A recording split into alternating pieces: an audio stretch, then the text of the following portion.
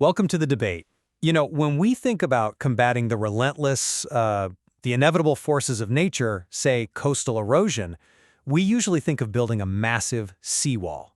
Concrete rebar, just this unyielding structure. Right. You engineer a barrier. You build it higher, you make it thicker, reinforce the foundation. Exactly. You stand your ground, fortify your defenses, and you just fight the waves head-on. It is a triumph of absolute control, right? Structural discipline over the elements. Right. But there's entirely another approach to that exact same problem. Instead of a concrete wall, you can cultivate a network of mangroves. Oh, okay. Yeah, so you don't build a rigid barrier to stop the water. You create a living, adaptable system that absorbs the kinetic energy. It shifts with the changing tides and actually alters the topography of the coastline itself. So both of these are attempts to solve the exact same inevitable problem, which is the relentless eroding march of the ocean. Exactly. But they rely on completely different underlying philosophies of survival. And today, we're looking at a different kind of relentless force, time. Right. Specifically, we're examining the mechanisms that truly sustain excellence over time in, well, high-performance environments. And to do this, we're utilizing the careers of two historic athletes, Cristiano Ronaldo and LeBron James. Now, we're not doing this as a standard sports argument, but as a lens for strategic performance. Yeah, the core question we have to answer is really this. When confronting the inevitable physical and operational decline associated with aging, how is greatness best sustained? Is it achieved through extreme discipline and performance maintenance? What we might call the precision-based approach, symbolized by that concrete seawall? Or is it achieved through strategic adaptability and systemic evolution? The network-based approach, much like your mangrove forest. I will argue that long-term excellence is best achieved through the LeBron James model of strategic adaptability and network-based value creation. And I will argue that sustained greatness fundamentally relies on the Cristiano Ronaldo model of extreme discipline, precision, and performance maintenance. To begin, we really need to unpack the architecture of strategic adaptability. When we look at the LeBron James model, greatness is essentially about redefining peak performance as conditions change. Redefining it how, exactly? Well, it's an absolute acknowledgement that your initial competitive advantage, in his case unparalleled explosive athletic dominance, is a depreciating asset. If you try to simply hold on to a depreciating asset, you will eventually go bankrupt. Bankrupt in a biological sense, you mean? Precisely. This model dictates that you must offset physical decline by outmaneuvering time, rather than, fighting it directly. If you look at the source material, it highlights exactly how this transformation occurs. The shift in his play style. Right. In his early years in Cleveland, LeBron relied on sheer physical dominance. He could simply outrun and outjump 5 defenders. But as he matured, he fundamentally shifted his operational model. He developed a low-post game, right? Yeah, and he improved his outside shooting. But most importantly, he transitioned into a calculated, playmaking-oriented style. He changed his output. He changed the entire system of his output. From a strategic standpoint, long-term success requires treating aging not as a mere physical constraint to be managed, but as a prompt for strategic transformation. I see. You survive by changing the very nature of the game you're playing, turning physical limitations into cognitive and strategic advantages. But treating aging merely as a prompt for transformation fundamentally underestimates the sheer power of optimization. I approach this from the Cristiano Ronaldo model, which establishes the absolute superiority of a precision-based strategy. Okay, explain that. What we see here is a relentless, uncompromising commitment to physical optimization, routine, and continuous self-improvement. But can optimization truly defeat time? I mean, really. It doesn't defeat time, no. But it radically alters the slope of the decline. In this model, excellence is not viewed as a fixed trait, nor is it something you just casually abandon to adopt a new strategy. Right. It's a variable that must be systematically enhanced through repetition and marginal gains. We're talking about granular control here. Rigorous training regimens, 5 carefully timed sleep cycles a day to maximize recovery. Wow, 5? Yes, extremely strict macronutrient tracking, cryotherapy to reduce cellular inflammation. The body, or the organization, if we're abstracting this to a business strategy, is treated as a high-performance system requiring constant refinement. So you just dig your heels in? Exactly. The optimal way to manage inevitable decline is to resist it through uncompromising control. You don't retreat from your core competency. You fortify it so thoroughly that you effectively build an objective barrier against the passage of time. Well, let's look deeply at that concept of resisting time through discipline. Because I believe intensifying discipline to preserve a competitive edge has a finite ceiling. A ceiling? How so? If your entire strategy relies purely on doubling down on training and recovery, you are ultimately fighting a losing battle against biology. You can only sleep so perfectly, right? You can only eat so cleanly. Well, think of it this way. The Ronaldo model is very much like maintaining a highly specialized, tightly wound mechanical watch, like a luxury tourbillon. Okay. Limited by the friction of its own parts over time. But you can mitigate that friction. You can oil the gears, sure. You can calibrate the springs, polish the mechanism every single day. But friction is a law of physics. The parts will inevitably wear down. And because the system relies on absolute mechanical perfection, even a millimeter of degradation throws the entire output off. I'm sorry, but I just don't buy that. Let me tell you why. Okay, go ahead. Framing discipline as a losing battle or comparing it to an inevitable mechanical failure, it ignores the entire modern science of marginal gains and systemic engineering. You speak of friction as if we're entirely helpless against it. We kind of are, eventually. Eventually, sure, but Ronaldo's approach solves the problem of performance maintenance by proactively removing variability. Wait, but biology is still biology. You can't diet your way out of aging. You can't stop it entirely, no, but you can drastically lower the ceiling of human degradation. Let me explain the modern science of marginal gains here. Control is a highly effective objective barrier against time, precisely because it minimizes the unpredictable elements of degradation. By optimizing every little detail. Right, it's not just trying harder. It's a systematic removal of inefficiency.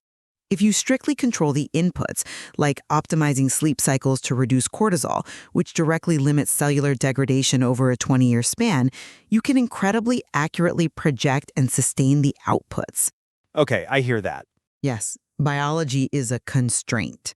But the ceiling of human performance, when managed through absolute, uncompromising discipline, is far higher and extends far longer than the adaptable model assumes. By the time your metaphorical mechanical watch actually breaks down, you've already secured a decade of elite, measurable dominance that an ever-shifting, adaptable system might never achieve, simply because the adaptable system is too busy transforming itself to maximize its current peak. I'll admit, the sheer longevity Ronaldo has achieved using that brute force discipline is undeniable. It's objectively staggering.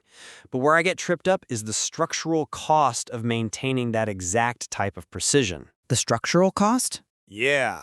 You're describing a system that demands enormous resources simply to maintain its baseline function as time goes on. Which brings us to how value is actually produced externally. Managing internal decline is only half the equation, right? How you generate value in your environment is the other. Exactly. And this is where the precision-based model truly proves its superiority. The Ronaldo high output model is engineered to maximize strictly measurable outputs. Which means goals. Goals, finishing efficiency, physical presence in the penalty box. Notice how his career evolved. He didn't just age, he engineered out the wasted energy. Right. He stopped playing out wide. Exactly. He shifted from a wide winger who carried the ball 40 yards to a highly efficient, pure penalty box striker. This individual-centric focus deliberately concentrates value. It makes it highly reliable and direct. But it's entirely self-contained. Yes, and that is its strength. In any strategic environment, whether it's a football pitch or a corporate boardroom, predictable high-level output is the most sought-after commodity. Sure, predictability is nice. His strategy is optimized for direct contribution. Success is intimately tied to his personal performance metrics. There's no ambiguity. When value creation is concentrated in this way, it's visible, it's measurable, and it can be explicitly relied upon by the rest of the organization. They know what they're getting. The system knows exactly what it is getting, which allows the surrounding structure to operate with absolute clarity. I see why you think that, but let me give you a different perspective on what reliable actually means in a complex environment. The problem with concentrating all that value into a single high-output node is that you create a massive single point of failure. How is it a failure if it's reliable? Because if that precision mechanism has an off day, or if the environment shifts to neutralize that specific output, say a defense completely cuts off the penalty box, the entire system collapses. Because the value is entirely centralized in one person's finishing ability. Well, this is why the LeBron model of systemic orchestration is vastly superior for long-term survival. He doesn't just produce value, he elevates the performance of everyone around him. As the source material points out, LeBron functions as a system designer on the court. What does being a system designer actually look like in practice, though? Think of it like a tech platform. In this analogy, LeBron isn't just a high-performing app running on the phone. He is the iOS itself. The operating system. Right. He dictates the geometry of the floor. He maps out where the shooters need to stand, how the defense will rotate, and he essentially rewrites the code of the game in real time. This is a network-based strategy. He makes the ball do the work rather than his aging legs. Okay, but think about managing a team right now. You have to ask yourself, are you building a system that relies entirely on your top salesperson hitting quota every single month? Or are you building a framework where, if they have an off month, the system compensates? right. When value is distributed through collaboration, playmaking, and team coordination, you create a far more resilient architecture of greatness. If LeBron's physical scoring is neutralized on any given night, his playmaking compensates.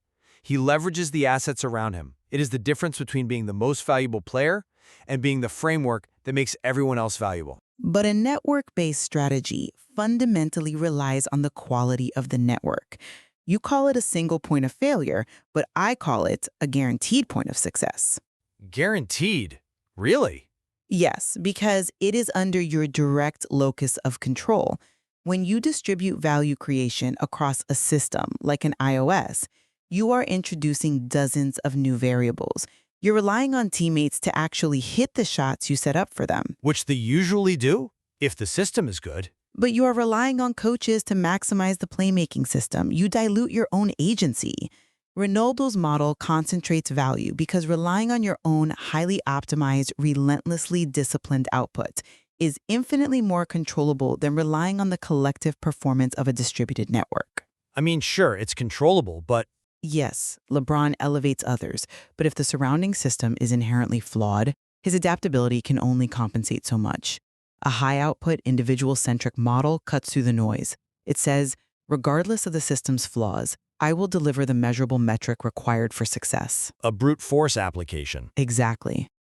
It's a brute force application of excellence that guarantees a baseline of success, independent of the network's quality. But that reliance on individual metrics creates a massive vulnerability when the rules of the game change. What happens when the environment stops rewarding that specific metric? Well, how often does that really happen? All the time. That brings us to risk management and how these models survive unpredictable, complex environments. Because the reality is, neither of these models exist in a vacuum. They operate in highly dynamic, chaotic systems where coaches change, personnel shifts, and the rules of engagement evolve. And that chaos is exactly why preparation and control are paramount. In an environment defined by uncertainty, the Ronaldo model minimizes risk by reducing performance variability through strict regimens. Right. It is the ultimate risk management strategy. Think about the sheer number of variables an athlete or a strategist faces every day. By locking down the personal regimen, the physical conditioning, the specific tactical execution, you're creating an anchor of certainty in a sea of unpredictability. So back to the seawall. Let's go back to your opening metaphor. Yes, the seawall. In environments that reward precision and consistency, reducing your own variability to zero means you're insulated from the chaos. You build the concrete wall so high and so thick that it simply doesn't matter what the weather is doing outside. But what if You don't need to constantly react to the environment if your output is so refined, so objectively superior that it dictates the terms of engagement. The strict regimen isn't a lack of imagination, it's a calculated barrier against uncertainty. Okay, a seawall is fantastic for stopping a frontal assault from the waves. I'll give you that. But reality is fundamentally nonlinear and chaotic. What happens when a hurricane causes the water to surge from behind the wall? From behind? Yeah. The wall can't turn around. It can't adapt. The flaw in seeking to minimize uncertainty through rigid preparation is that you cannot prepare for every variable. You cannot optimize your way out of a paradigm shift. I see where you're going with this. LeBron manages uncertainty through versatility. This is the crux of the adaptability model, our mangrove forest. He embraces the chaos because he's developed a comprehensive cognitive understanding of the game, what we call his basketball IQ. He can adjust to radically different teammates, new coaching philosophies, and entirely shifting competitive eras. The game did change a lot, true. Think about how much basketball changed during his career alone. It went from a slow, grinding, physical game to a hyper-fast, pace-and-space game dominated by three-point shooting. And he adjusted to that. Exactly. Adaptability is required precisely because systems inherently change.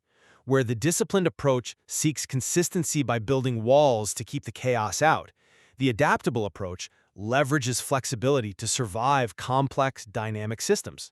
But does the core objective change? Well, when the entire ecosystem changes, the highly optimized individual-centric player finds themselves perfectly adapted to an environment that no longer exists. They are a perfectly tuned mechanical watch in a digital era. The adaptable system designer, however, simply reconfigures the network, alters the topography like the mangroves, and continues to thrive. I would counter that environments that no longer exist are incredibly rare in the lifespan of a career or, a business cycle. The core objective rarely shifts so entirely. You don't think so? No. The goal is to put the ball in the net, or to drive revenue, or to deliver the product on time. The core metric rarely changes as drastically as you suggest. The environment might shift its aesthetics. Maybe the pace of the game gets faster, or the market gets slightly more crowded, but the fundamental demand for objective, measurable excellence remains constant. I suppose the metric remains, yeah. Right. And in delivering that constant, precision wins. You don't need to be a mangrove if the wall never breaches. It is a profound philosophical divide, isn't it? As we look at summarizing our positions, it becomes clear that this goes far beyond sports. We're talking about fundamental human strategies for dealing with time and change. Absolutely. I've argued that sustained greatness in a dynamic world requires continuous reinvention. It requires a network-based alignment where you offset your inevitable physical or operational decline by redefining your value. You survive by elevating the system around you, acting as the operating system, and relying on strategic flexibility rather than structural rigidity. And I have maintained that in environments demanding absolute precision and measurable results, greatness requires an uncompromising devotion to physical optimization and performance maintenance. The seawall. The seawall. By strictly controlling your inputs from your daily routines to your physiological recovery and maximizing individual output, you create a bulwark of consistency. This defies the natural degradation of time far more effectively than constantly attempting to reinvent the wheel. Yet, despite this deep theoretical divide, I think there are significant points of convergence here. We both acknowledge that greatness is not a fixed destination. It's not something you achieve once and then just coast on. No, not at all. It's a deeply dynamic, ongoing process. Absolutely. Neither of these models allows for complacency. They're both highly active, grueling responses to the exact same constraint, which is the passage of time. The discipline required to be a system designer is just as intense as the discipline required to be an optimized individual contributor. Right. Our disagreement lies merely in whether time is best met with systematic control or strategic reconfiguration. Which brings us back to the broader lesson for anyone listening to this exchange. There are multiple, valid ways to master performance, But your choice depends entirely on the context of your environment. You must look deeply at your own field, your own career, or your organization. Exactly. Does your environment demand and reward the high output, precision-based consistency of the Ronaldo model? Are you in a space where absolute perfection of a single metric guarantees survival? Or does your environment demand the complex reinvention, systemic orchestration, and strategic adaptability of the LeBron model, where survival means constantly rewriting the rules of how you operate? That answer dictates not just how you work day to day, but how you survive the inevitable passage of time over decades. Ultimately, it is up to you to decide which strategy best secures your future. Because the tide is always coming in.